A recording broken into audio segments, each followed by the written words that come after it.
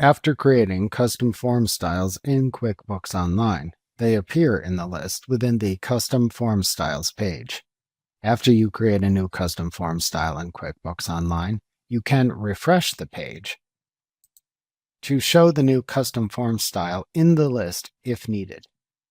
To manage the custom form styles in QuickBooks Online, use the commands available within the Action column. The Custom Form Styles list contains a standard custom form style of the default form type. This means that this form style is the default form style for any sales forms that don't use the modern form template, like the sales receipt, for example.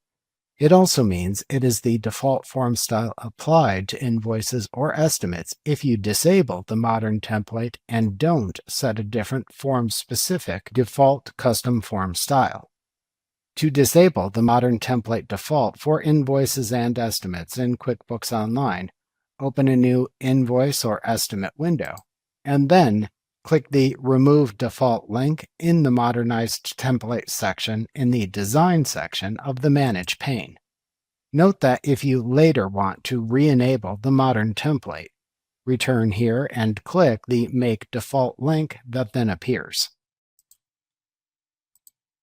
To then make a different custom form style the default for its form type in QuickBooks Online, open the Custom Form Styles list, and then click the drop-down arrow for its Action column and select the Make Default command. To delete a custom form style in QuickBooks Online, click the drop-down arrow for its Action column and then select the Delete command. Then click the Delete button in the confirmation window that opens to finish deleting it, or click the Cancel button to keep it. To edit a custom form style, click the Edit link under its Action column. To preview a custom form styles PDF, click the drop-down arrow for its Action column and then select the Preview PDF command. Doing this opens a PDF preview of the form in a new window. You can close this window after viewing it. To rename a custom form style, click the drop-down arrow for its Action column and then select the Rename command. Doing this then opens a small window where you can type a new form name into the Rename Your Template field that appears.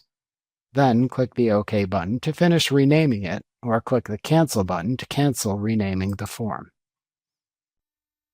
Remember to click the subscribe button to see more of our videos. See our full suite of courses, instruction manuals, and quick reference guides at www.teachucomp.com.